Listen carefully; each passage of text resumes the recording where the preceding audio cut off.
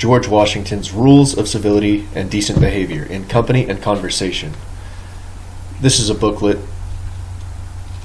about 30 pages long, a collection of maxims written by George Washington at the age of 14.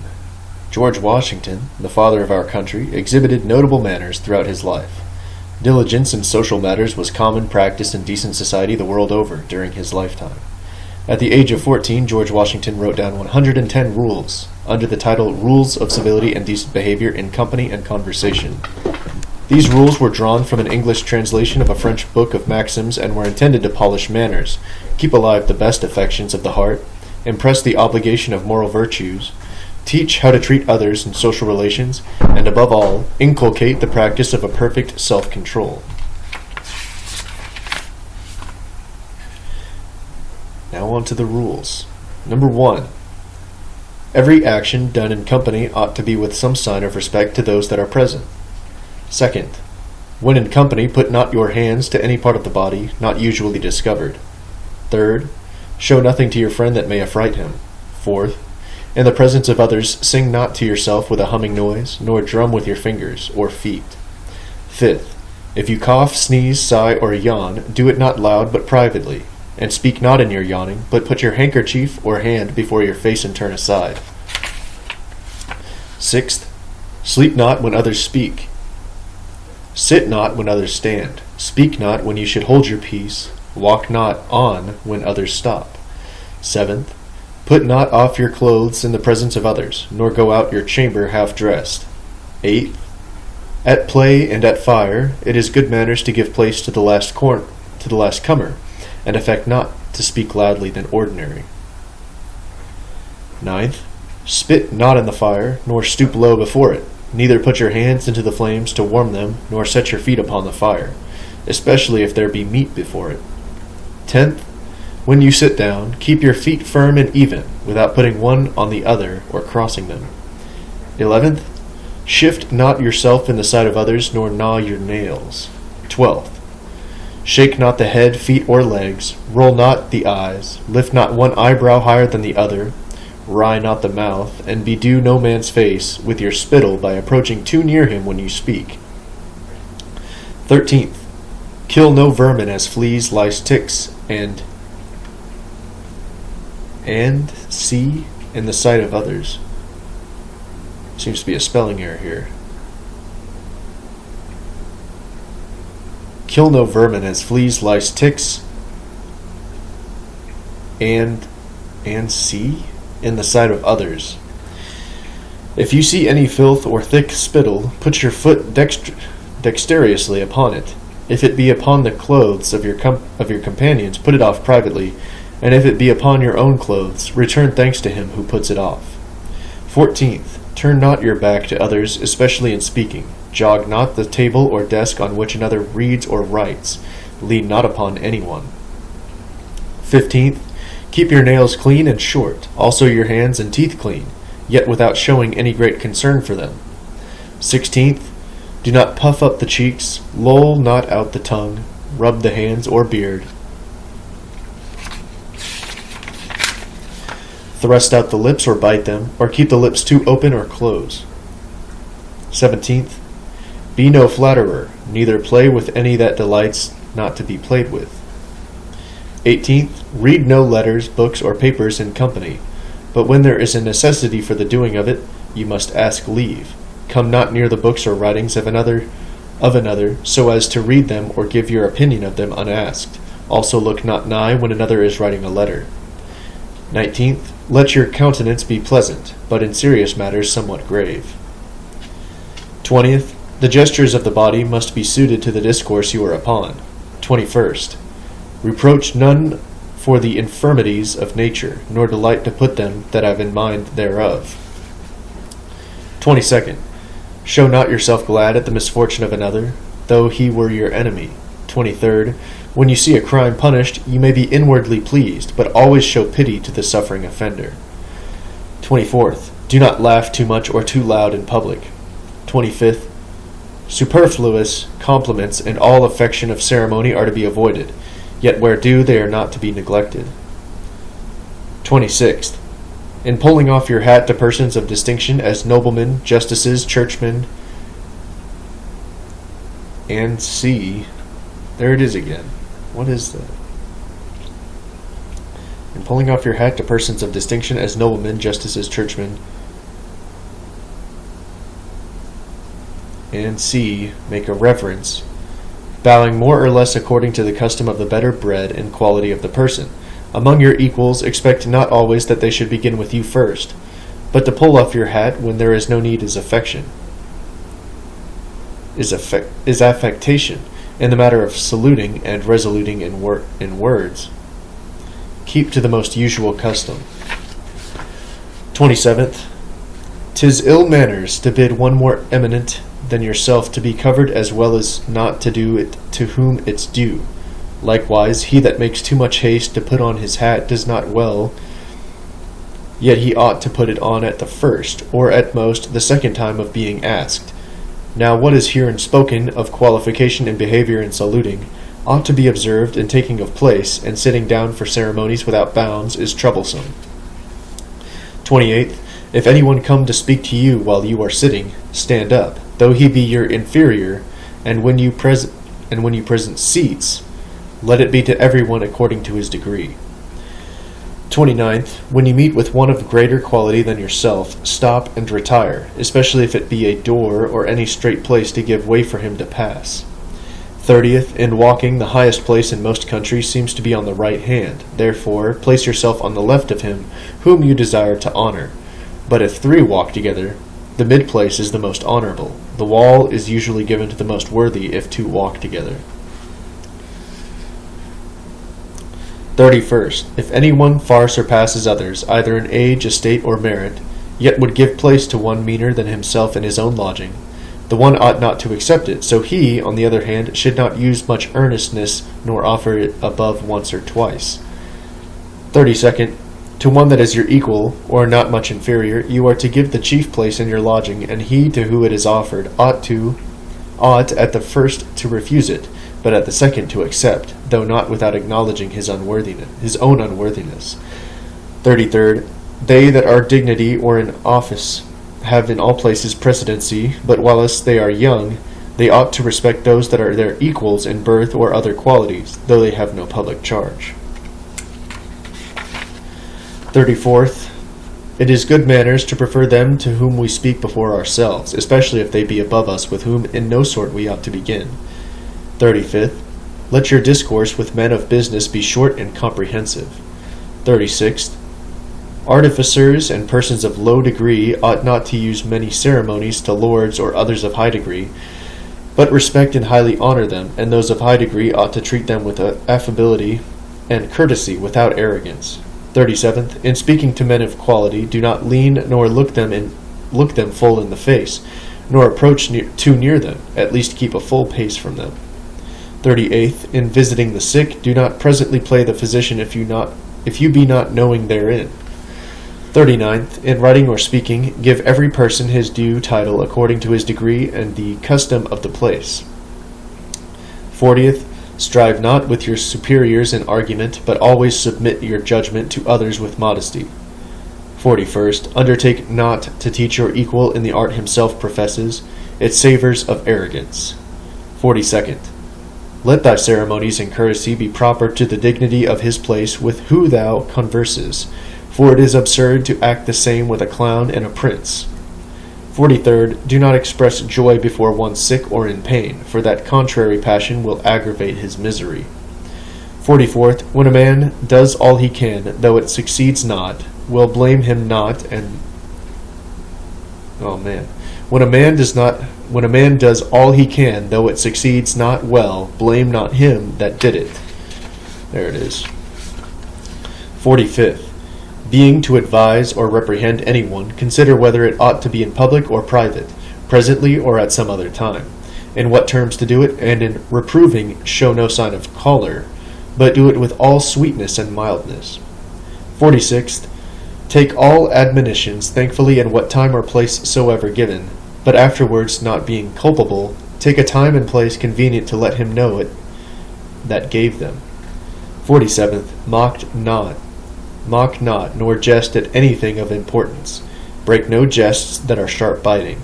And if you deliver anything witty and pleasant, abstain from laughing thereat yourself. 48th. Wherein you reprove another, be unblameable yourself. For example is more prevalent than precepts.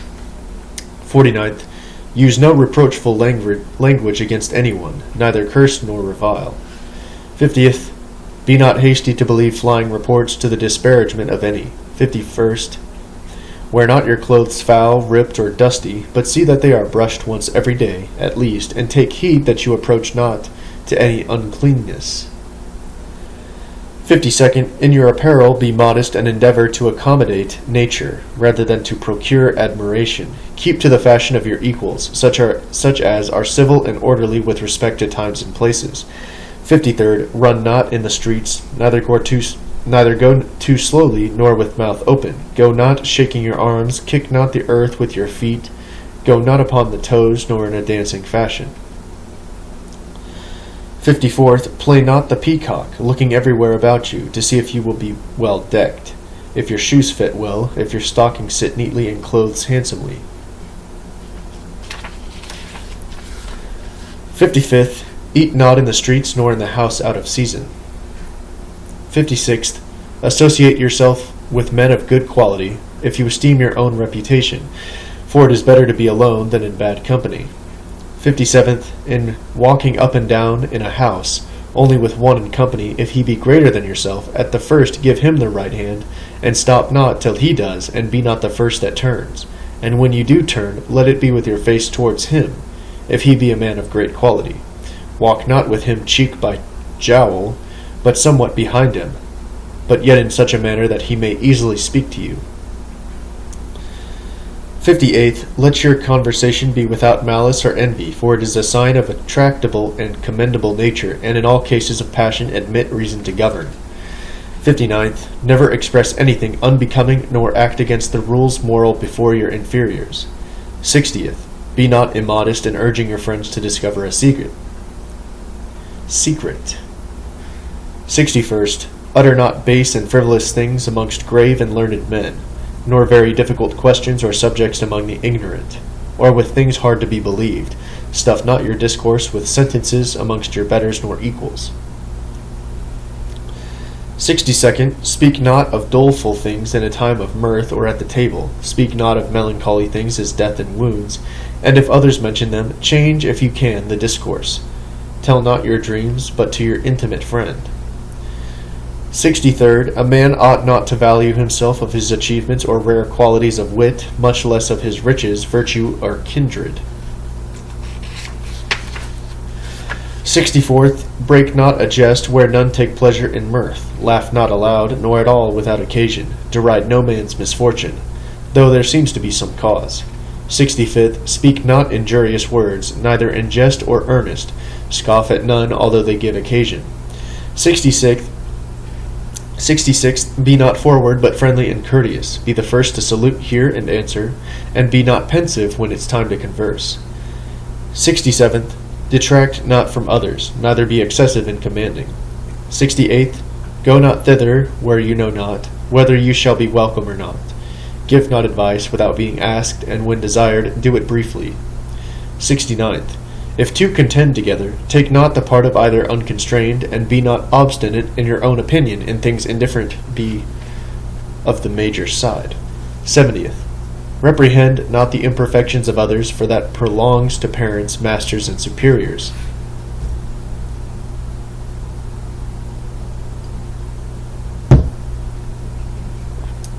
71st. Gaze not on the marks or blemishes of others, and ask not how they came. What you may speak in secret to your friend, deliver not before others. 72nd. Speak not in an unknown tongue in company, but in your own language, and that as those of quality do, and not as the vulgar. Sublime matters treat seriously. 73rd. Think before you speak. Pronounce not imperfectly, nor bring out your words too hastily, but orderly and distinctly. 74th. When another speaks, be attentive yourself and disturb not the audience. If any hesitates in his words, help him not, nor prompt him without desire, interrupt him not, nor answer him till his speech be ended. 75th.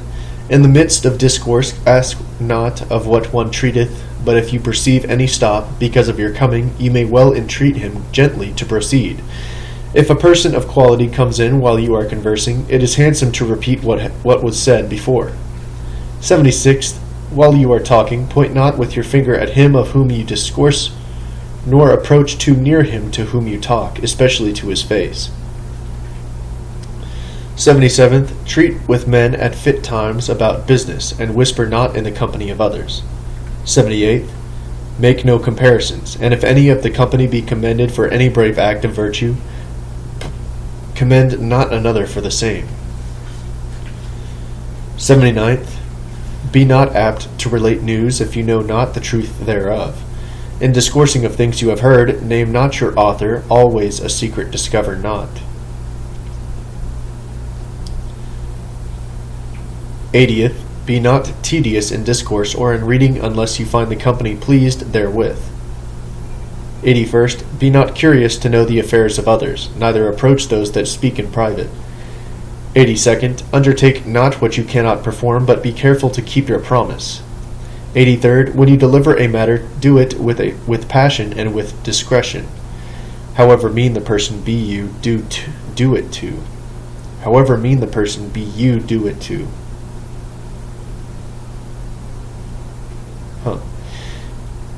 84th. When your superiors talk to anybody, hearken not, neither speak nor laugh.